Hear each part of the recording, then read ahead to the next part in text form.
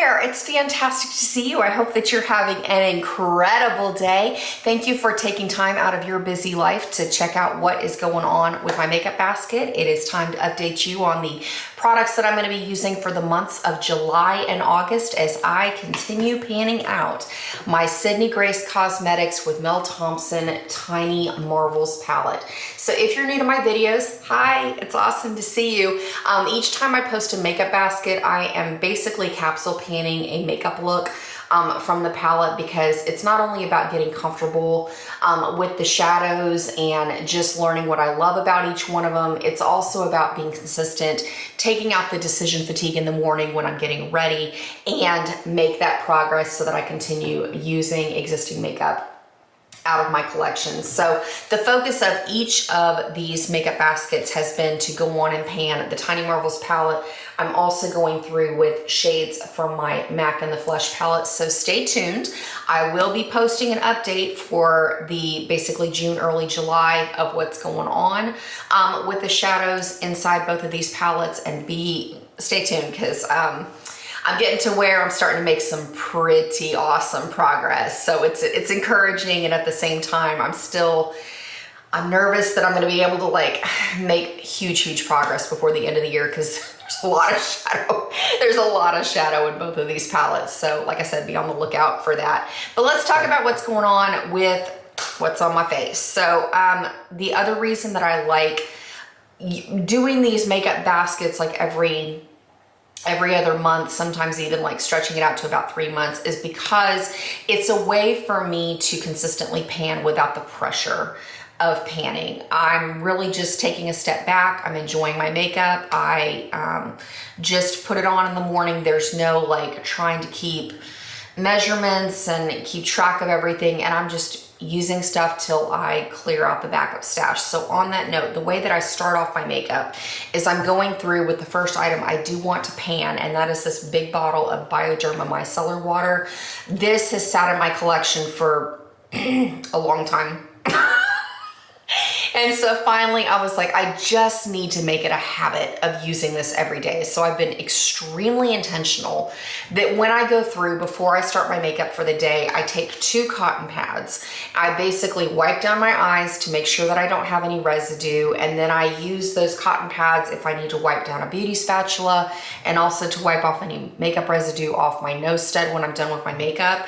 And I'm finally starting to see some progress. So for the next, it may take me more than 2025 to go on and finish this, but best believe that I finally started making some traction on using this, and I actually really do enjoy it. I'm surprised that it took me so long, but I will be honest, I am extremely lazy when it comes to skincare and just any kind of pre-steps to makeup and whatnot. I just want things streamlined. I don't want to use a bunch of products on my face. I prefer to, just keep it to the makeup and be done with it. So it's taken me actually developing the habit to use that product. But here we are, we're making progress.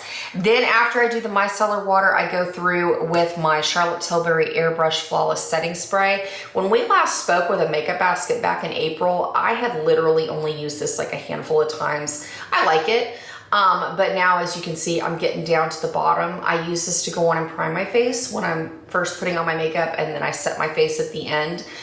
I have mixed feelings on this product. It is fantastic. I love the way my skin looks. If I'm gonna be in air conditioning all day, inside, be an indoor girl, go out and run my errands, it's fine. But in this hot Texas summer humidity, this ain't it. It's not cutting it. Especially over 4th of July weekend, I was visiting with some family, and we were outside, having a good old time. And we took pictures, and man, if you could just see, my makeup looked like it freaking melted off my face. It was so bad.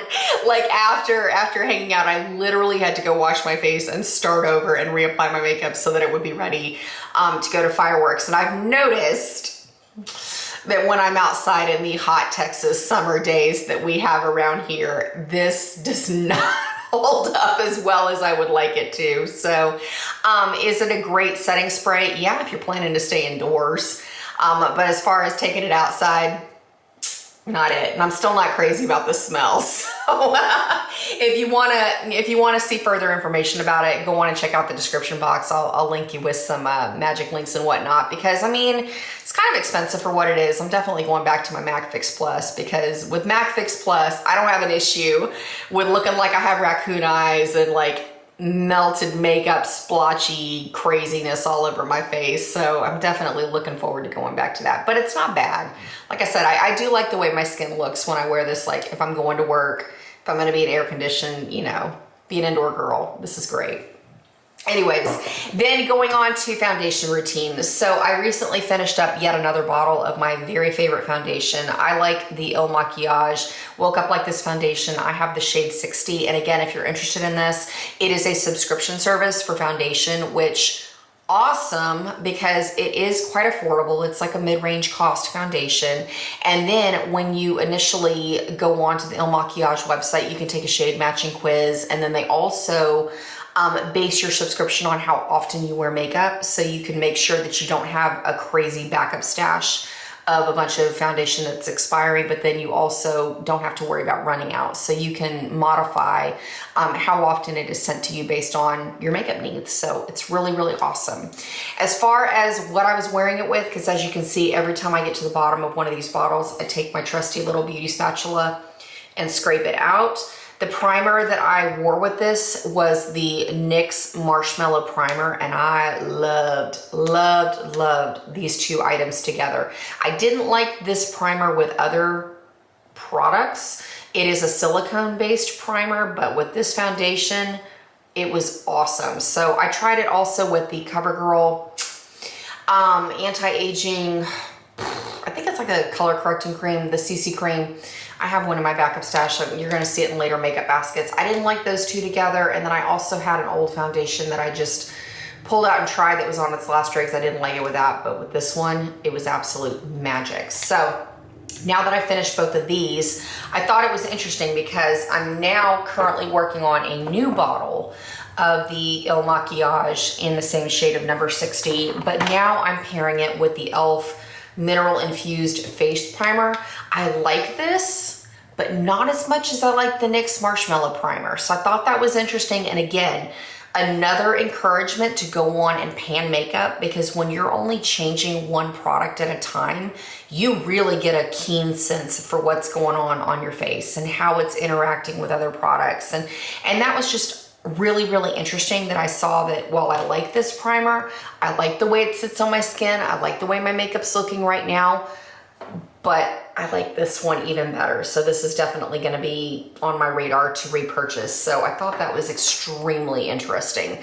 So these two are what I'm gonna be wearing for the next couple of months on my face. Then I go through, as far as concealer, I'm kind of having to do a little bit of a change up on things, because one of the things I've noticed is my dark circles have gotten a little more intense lately. And I will say that because I have a teenage son who has just started driving. So whew, yeah, that's a whole nother conversation right there. But in any case, I've noticed that with my gray hair coming in, I'm noticing a lot more of the dark circles, and you know, not necessarily like the frumpiness, but I'm like, okay, it's time to step up the game and like skincare and eye care, and you know, a little bit more help in the eye coverage department in my makeup routine. So the product that I've fallen in love with has been the Revolution CC or Eye Brightening Corrector. It's kind of similar to remember the Becca color corrector? I think Smashbox owns it now, but the Becca like peach corrector, this is good stuff. This is what it looks like on the inside. As you can see, I'm down at the bottom. The way that I enjoy applying this is I take my beauty sponge when it's damp, and I take the smaller end and I swirl it around, and then I apply it to my under eyes, and then I go over the top of it with concealer.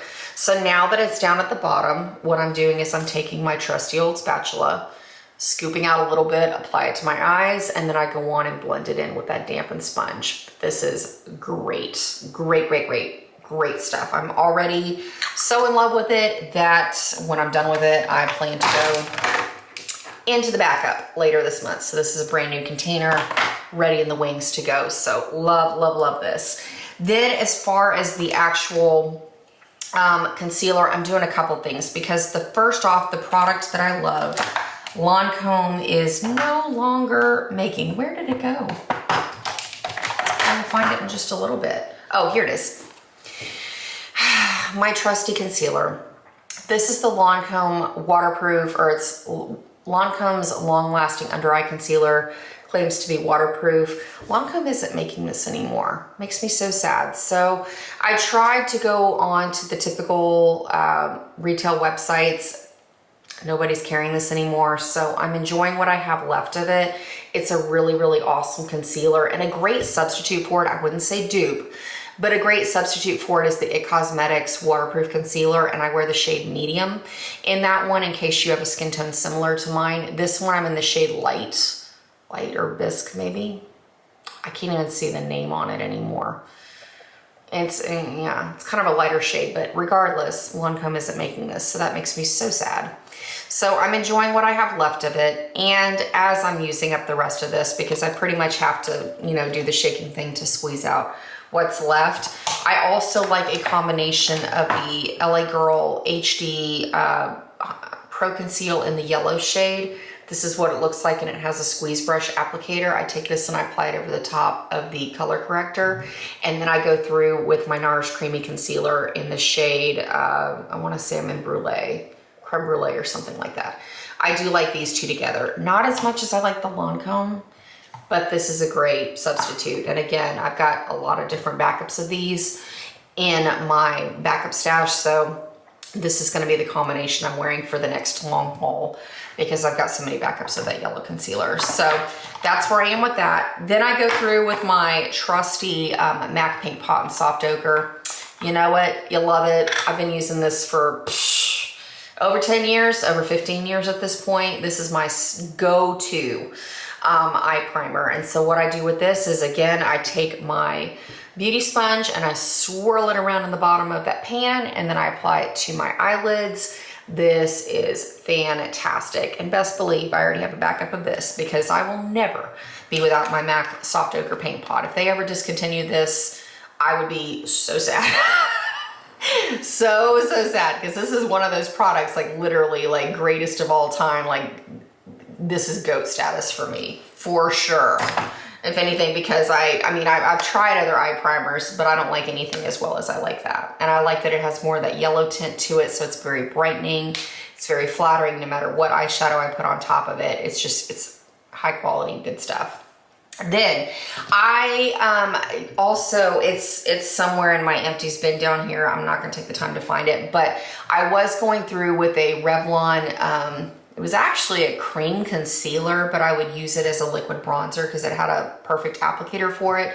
It was the Revlon, I'll put a picture of it over here, but it's the Revlon creamy concealer, and I was wearing the shade 75. It kind of had an intense pigmentation to it, and I would go through on my temples, my cheekbones, sides of my nose, under my chin, you know, typical highlighting area, contouring areas. When I finished that little squeezy tube, I had gone through and pulled out, my e.l.f. putty bronzer in the shade Belle. I like it. It is kind of a drier formula, but it's not my favorites. So this is what it looks like, and I apologize. There is a foundation hairbrush, like a brush hair in there, so that looks kind of ugh. But it is a good product. I go through basically with my foundation kabuki brush, and I tap it in there and then apply it to my contouring areas. And I like it. I mean, I'm trying to be diligent and not buy a bunch of new makeup, you know what I mean? So I had it on hand, I'm gonna use it. It's nice, it's not my favorite, but it's nice. So we're just gonna use it till it's panned, you know what I mean? Then as far as my face powder, I am about to finish my second compact of the Fenty Beauty Invisimatte Universal Powder. So for some reason, this one just went really, really fast this time. I use a big fluffy e.l.f. powder brush. And as you can see, like I updated you, basically I was starting this powder back in April. So considering this is only like beginning of July, that went super crazy fast. Typically I can make powders last between like 3 and 4 months, but this goes crazy, crazy fast. What I do love about this, even though it can get annoying that the pan constantly falls out, is you can replace the pans, and so it's a little bit more eco-friendly with sustainable plastic packaging, because then you're recycling the metal tin. And then I already do have a backup from Ulta that I'm ready to go when I finish this powder, because I'm probably going to finish this within the next like 2 weeks or so. But there's just something to think about. Like, it is kind of pricey considering how quickly you can go through it, but it is a really, really nice powder. It sits very beautifully on the skin. Then after I finish my face makeup, I am going like full ham with my Tiny Marvels palette. I use this to fill in my brows with that beautiful espresso shade called Spider. With this current eye look that I've got going on, I have 2 get ready with me's that I need to post for you. The first one I called Honey Haze, that really focuses on the BB shade, which is that really intense gold color. This one is gonna be more red and toned down, because I wanted to get use out of the 2 shades Meadowhawk and Marbles. So those were the last 2 shades that I needed to touch. So from this point on, for the rest of the year, I only have to hit pan and finish things off. I can at least say that I've used every single shadow from this palette. I go through and I use these shades on my eyes. I'm using them as blush on my face. I use them as facial highlighters.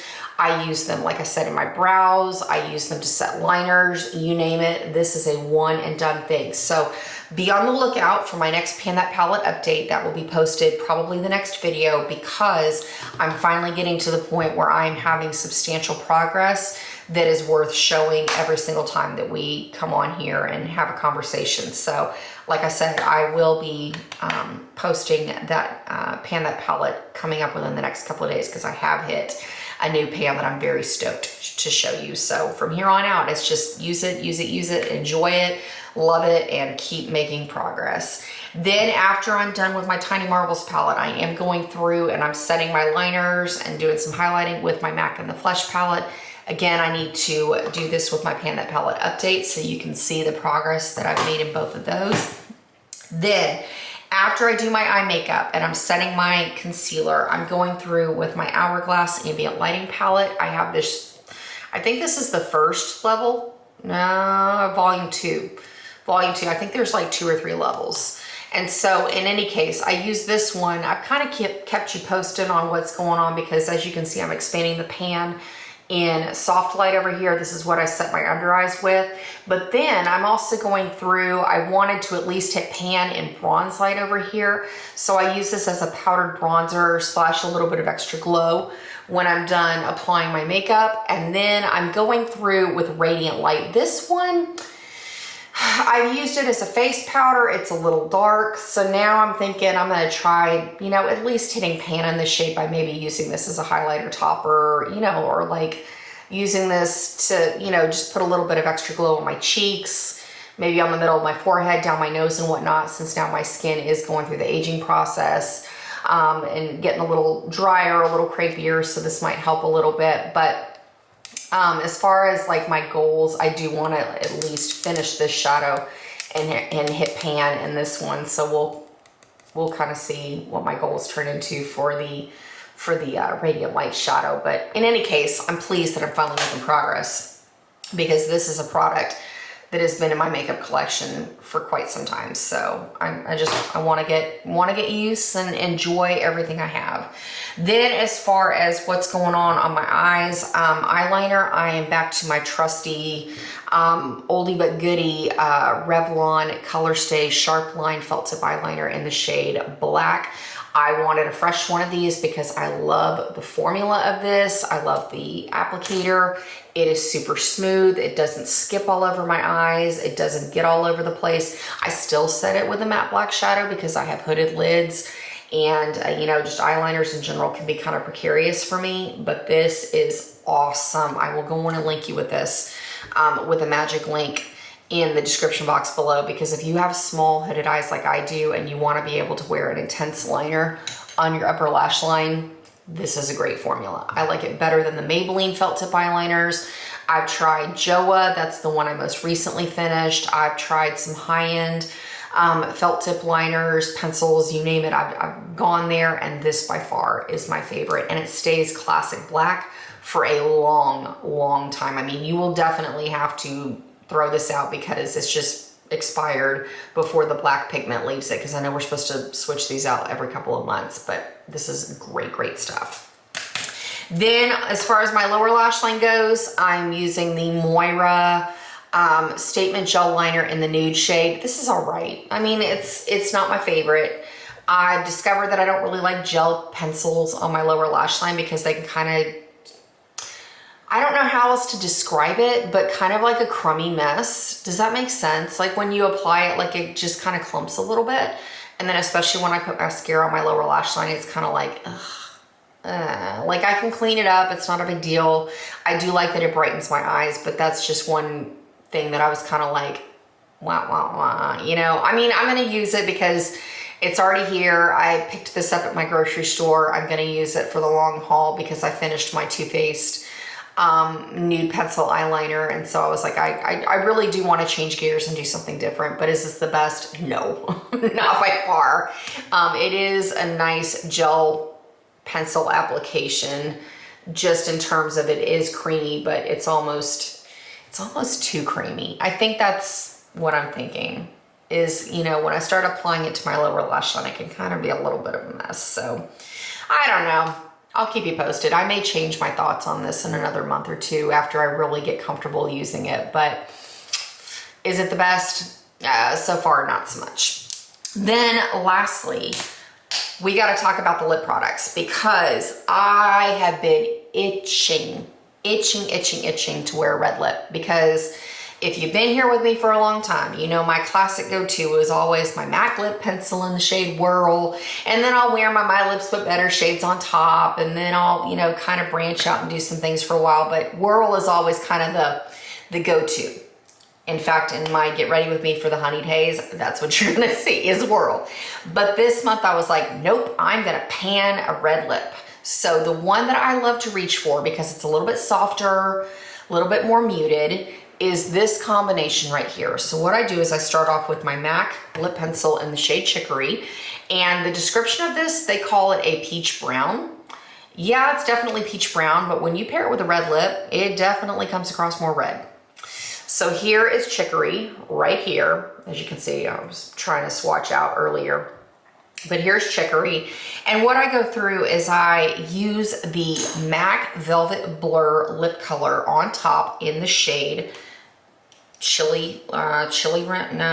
Devoted to Chili. It's kind of a softer, more muted red. And so I go through with the Chicory and I outline my lips, and then I fill in the corners to give me a little bit more depth, dimension, and also a little bit better staying power, because I do like to drink my iced coffee and my water throughout the day. And so when I go through with the Chicory on top, it's just a beautiful, softer, warmer red. It goes well all year long. It is not a seasoned color, so you can wear this in the fall. You can wear this in the winter if you like reds for Christmas. And it's light enough that you can take it into spring and summer. So it's a beautiful red color. When I want to wear it to work, it is not in your face over the top where it's too glamorous. It's very subtle, but still gives some brightness and some depth to my complexion, especially since I'm allowing the gray hair to come in. I like to add little punches of color because I've got these dark frames, my dark hair, the gray coming in on top. I love to wear solid, bolder colors. I wear a lot of navy, I wear a lot of black, I wear a lot of reds, basically a lot of solids. And like when I wear, you know, just basically bright white, I want my face to come forward. I don't want it to be overshadowed by my hair and by my glasses. And so this really helps bring my face forward without being too in your face. Let me show you the difference, because the other shade of red that I have going on that I wear with a much brighter lip color or lip liner, this is the MAC Maximal lipstick in the shade Red Rock. And this is definitely a much brighter red. So let me show you in comparison. So here's Red Rock. This is your traditional fire engine red. And then look at how muted that devoted to chili is over here. So wanted to share that tip with you. If you like something that's a little bit softer, I go on and pair it with, I'm actually wearing the Flutterby, kind of a peachy coral shade from the Tiny Marvels palette as my blush. This is just a softer way to anchor it down. Whereas if I wore the Red Rock shade, I would need to go with maybe a brighter pink blush or something that has more red to it. I would definitely wear a redder blush, like frostbitten, just come in from the snow kind of vibe to match what's going on here. So wanted to share that with you. And again, I thought it would be kind of fun to go on and try to pan a red lipstick, because this is my classic go-to red at this point. I have a couple of tubes of this, and so at this point I want to go through and see what I can do. So I've already used some of it, but we've got a long way to go. So I'm going to take the next 2 months and just devote the time, and let's see what I can do. Let's see what I can do and how far I can sharpen this pencil down within reason in the next couple of months. And then as we get into the fall, I'll keep you posted on what's going on. But that about wraps it up. And then I finish off my makeup by spritzing a couple of sprays of the Charlotte Tilbury setting spray, and then I am ready to go for the day. So I've been loving my makeup. I hope that you are having just as much fun with yours. Enjoy shopping your stash. I hope that the products that I brought out today offer you some inspiration. And if you have any questions or you're wanting to try something new, feel free to check out those magic links in the description box below. I'll take you directly to the website so that you can check out the information on those products for yourself. But until next time, take care, stay tuned, and we've got Pan That Palette update coming. I've got the 2 Get Ready With Me's, and also too, I've got some makeup conversations I've been mulling over in my brain and really kind of thinking through, and attitudes on makeup and whatnot. So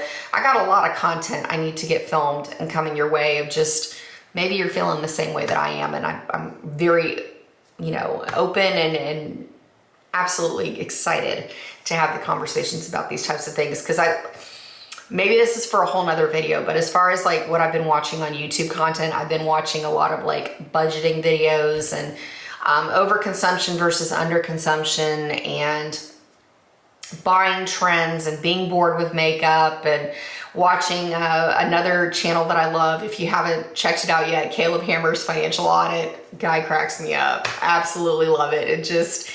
It constantly reminds me as I watch that show, I'm like, do I need more makeup? Heck no. Heck no.